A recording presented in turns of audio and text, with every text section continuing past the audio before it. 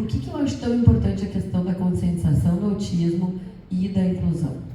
Porque diferente do que a gente via há 10 anos, hoje o que a gente vê é um número muito maior de diagnósticos.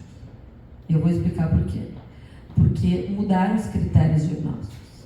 Antigamente, os autistas eram o que a gente considera hoje os níveis 3 de suporte do autismo. Então, eram pessoas, muitas vezes, não verbais, que por muito tempo foram institucionalizadas ou foram deixadas de lado pela sociedade, pelas suas dificuldades, que são muitas. E depois que esses critérios diagnósticos mudaram, que eu não me lembro exatamente quando, mas não fazem 10 anos, tá?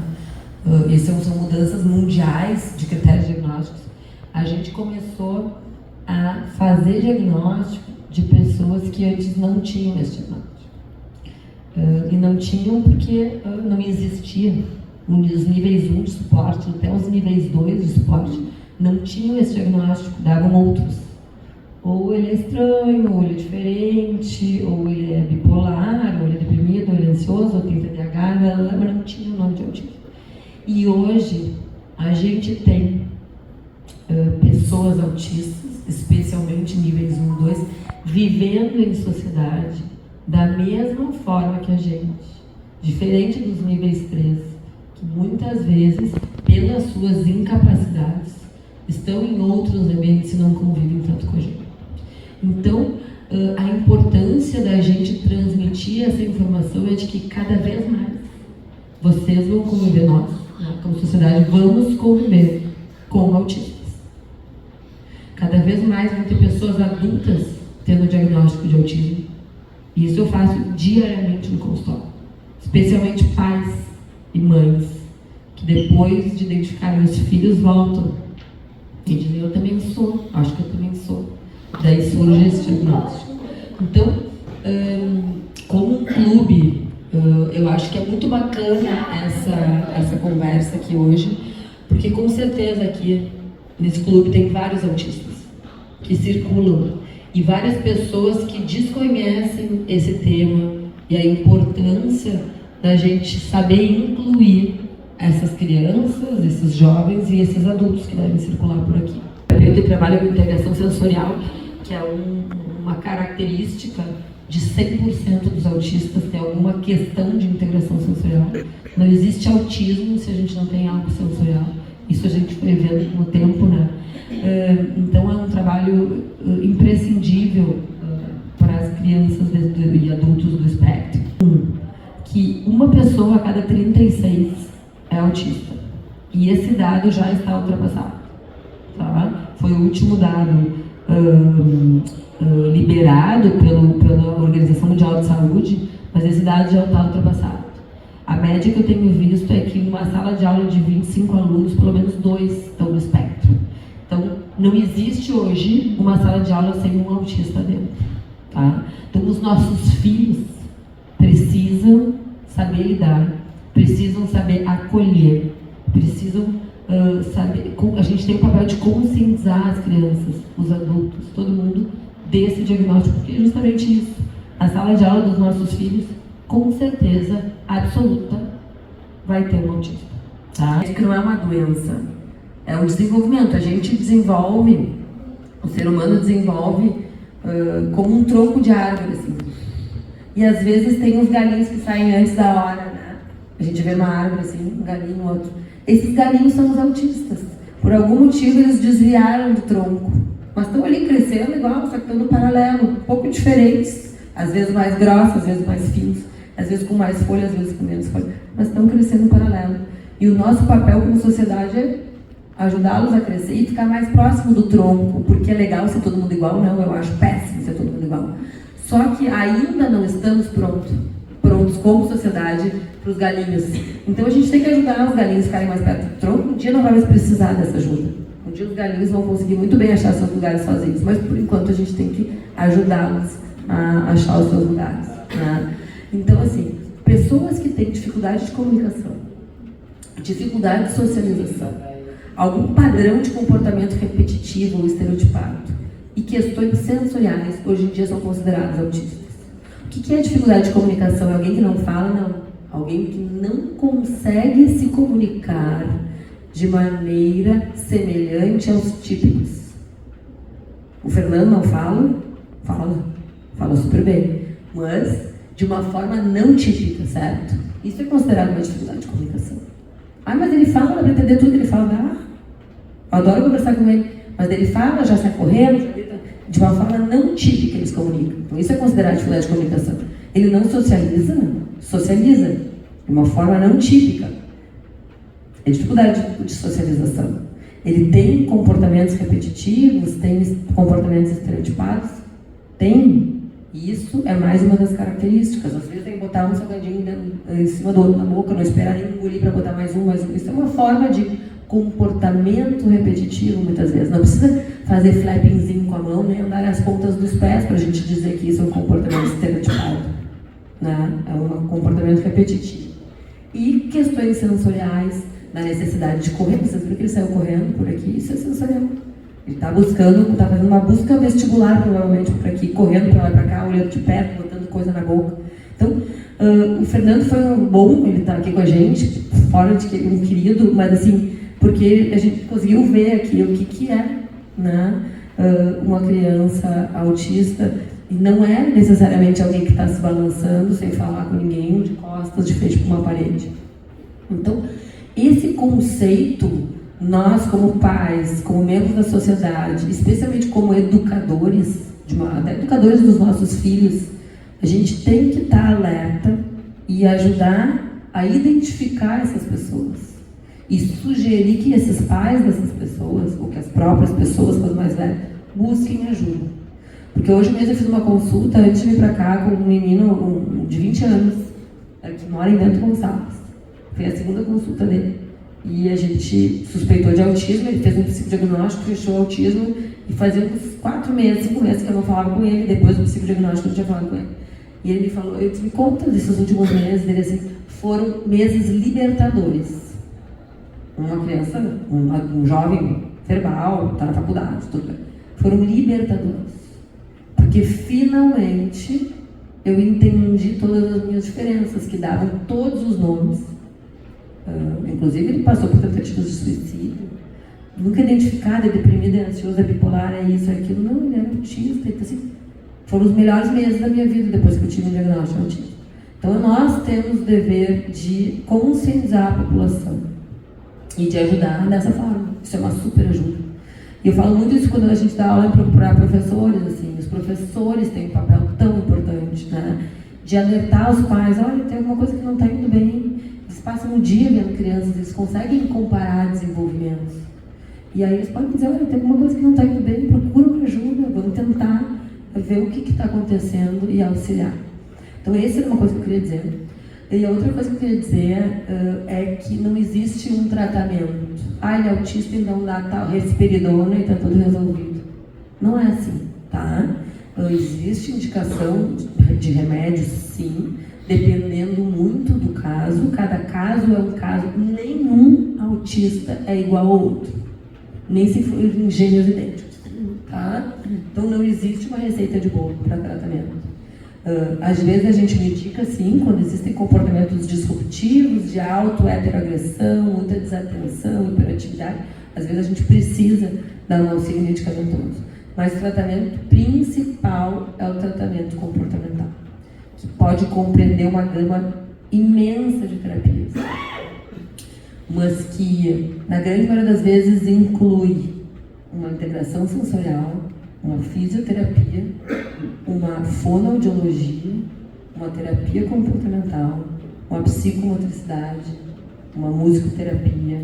Então, assim, vai depender muito do que a gente vê naquela criança, das necessidades daquela criança, para a gente prescrever essas diferentes reabilitações. E que são o que faz a grande diferença na vida dessas crianças. Eu sempre falo criança, mas eu estou querendo me referir a adultos também. Tá? Inclusive, existem reabilitadores de adultos, não é só para a infância. Não vai achar nenhuma terapeuta ocupacional que vai trabalhar com criança, nenhuma fisioterapeuta que vai trabalhar com adulto. Tem sim, cada vez mais, tá? Então, que sirva assim como um primeiro encontro. Eu acho que vários devem vir desse primeiro, me coloco à disposição assim, de participar dos próximos. Eu acho que esse movimento é fundamental para um clube como o Juvenil, assim, muito bacana a iniciativa. Aí, assim, se for fechar diagnóstico de autismo ou não, TDAH ou qualquer outra coisa, nada, a gente já está estimulando desde cedo essa criança. E por que a importância do cedo? Por que o precoce é importante? Porque o cérebro é plástico, né? O cérebro, ele é completamente moldável até uma certa idade. Depois ele começa a ficar menos moldável. Então, se a gente consegue trabalhar com uma criança bem pequenininha, a gente consegue modificar as vias neurais. Se a gente começa a trabalhar com um adulto, pode modificar vias neurais? Pode, mas é um trabalho muito mais difícil ser viável. Com uma criança, não.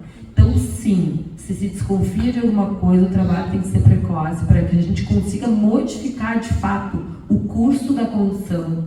E isso só é factível em pequenininhos, tá? Então, botou o olho, tem alguma coisa também, não sei o que é, não sei o que é. Sei que preciso de ajuda.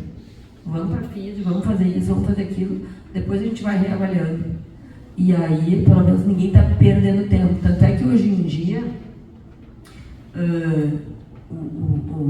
a Organização Mundial de Saúde já entendeu isso, que a gente não precisa, num laudo médico, por exemplo, não precisa nem atestar o diagnóstico de autismo. Mas tu coloca que tem risco de, porque eu tenho um atraso de desenvolvimento, já tem que existir liberação por meio do plano de saúde para a reabilitação daquela criança. Não precisa ter um CID, um código internacional. Pode ter risco de.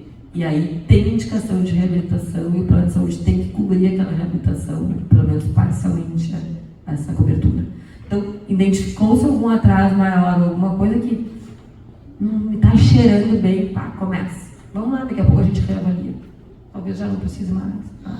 Então, acho que isso aí é bem importante. Super delicado, né? É um diagnóstico que é muito temido pelas famílias. E quando ele existe, normalmente, ou existe uma negação, ou existe um desespero, né? Um luto imediato, que horror, ou assim, não, essa médica tá louca, meu filho não é autista. Então, obviamente que na consulta a gente não chega e fala isso. Tu vai preparando, e como é que eu faço, né, Isis? Não, o que eu faço? Eu vou mostrando para os pais o que está acontecendo na consulta. Os pais ficam juntos, eu vou brincar com a criança no chão, e daí ele começa, sei lá, a repetir uma fala minha. Vem aqui ver uma coisa com a tia. Vem aqui ver uma coisa com a tia. Isso aqui é ecolalia, eu falo para os pais. Ah, vamos pegar o trenzinho. Pega o trenzinho e bota um do lado do outro. Isso aqui é um padrão repetitivo de comportamento. Ah, então eu vou mostrando para os pais, para eles verem comigo o que eu estou vendo. E aí depois eu peço mais informações. E daí eu junto para vocês entenderem o que a gente está vendo aqui. Uma criança que tem dificuldade de comunicação, não tem? Tem. Uma criança que tem um padrão estereotipado, não tem? Tem. Uma criança que é colárica, não é? É. Quando a gente junta essas características, a gente fecha um diagnóstico, que se chama esse, e que hoje em dia a gente tem 1000 opções de tratamentos super adequados e funcionais, e a gente vai fazer de tudo, enfim. Mas, obviamente, tem uma mãe aqui do meu lado que pode me falar, mas é mais ou menos isso que a gente... e tem famílias que não estão prontas para o diagnóstico, tá? Tem famílias que eu seguro o diagnóstico, inclusive. E que eu sei, que eu falo, olha, voltem aqui daqui a 3 meses, vamos começar com as terapias, a gente conversa de novo. Porque tem famílias que tu sente na hora que não adianta tu falar, mesmo que for pro bem da criança, que tu vai fazer um estrago ali. Então eu falo, olha só, tem coisas que não estão bem, eu quero reavaliar, volta daqui a 3 meses. Hoje eu atendi uma família assim, de pais médicos, tá? Que eles não estavam prontos para o diagnóstico. Eu falei, vamos fazer o seguinte, vai na fulana, volta aqui daqui a 3 meses. A gente fala em autismo, a gente acaba falando em outras habilidades e TDAH junto. Então vem essas perguntas porque são diagnósticos associados, mas não necessariamente tem que ter autismo para ter outras habilidades, isso é importante, tá? E vice-versa, tá? Muito menos, se as escolas não estão preparadas para o diagnóstico de autismo, elas estão muito menos preparadas para o diagnóstico de outras habilidades. E isso é um problemão, tá? Primeiro que não tem um CID, né? Não tem um código, então já vem essa desculpa perante a lei, não temos nenhum código que nos dê suporte, as escolas não respondem, para ter um atendimento especial. Cada vez mais a gente consegue que elas entendam que sim, né? Que essas pessoas precisam de uma adequação escolar, e essa adequação vai depender muito do caso, de cada caso, né? Às vezes é uma aceleração de ano, às vezes é uma aceleração de currículo, às vezes é uma aceleração de conteúdo de algumas matérias específicas, vai depender muito do caso, mas são pessoas que precisam de uma reorganização curricular, invariavelmente. E aí é um trabalho árduo, porque as escolas muitas vezes até tentam, mas a grande maioria não tem a menor capacidade.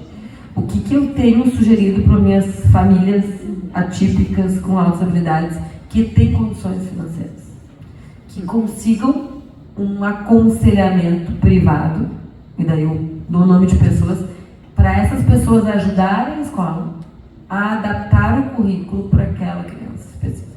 As escolas adaptam? Com ajuda, sim. Na grande maioria das vezes abrem e adaptam com ajuda, conseguem fazer o plano educacional individualizado para aquela criança, mas sozinhas elas tentam, mas elas não têm a menor capacidade. As escolas aprenderam a fazer plano educacional para crianças com deficiência intelectual. Elas não sabem fazer nada além disso. Criança que está além. Que está além do desespero. Então, assim, e daí se entediam, e daí começam a ir mal, né? Daí vem comportamento. Sim, tem comportamento. Entediada? Não, é uma porcaria, não serve para nada. Hoje eu atendi um que a mãe disse, mas por que ele só come os lápis na escola? Eu disse, como assim? Ele devora os lápis na escola, mas em casa, quando ele está montando Lego, ele está não sei o que, ele está super bem. Aqui ele está lá no consultório, ele ficou super bem, 1h30 assim, desenhou, pintou, fez, aconteceu. Não mordeu nenhum lápis, então provavelmente porque ele se entendia. Fome. Não, sem fome. Ah, sem fome. Não, provavelmente ele se entendia, não sabe mais o que fazer, tem que ficar sentado, ele não sabe onde enfiar as pernas, começa. Tem que adaptar o currículo desse menino. Ah, não, mas me falaram que era para dar Ritalina. Eu disse, não, tem que adaptar o currículo, não tem que dar Ritalina. Porque ele está comendo que não sabe mais o que fazer, né? Então é um problemão. Né? E quando a gente vem para um nível de pessoas que não têm condições financeiras, para escolas públicas especialmente, a gente não tem esse recurso. Ah, pede para alguém fazer isso para ti. Ela vai olhar para mim e dizer, bom. Mas então a minha sugestão para quem tem recursos é que use parte desses recursos para que alguém ajude a escola a adaptar o currículo.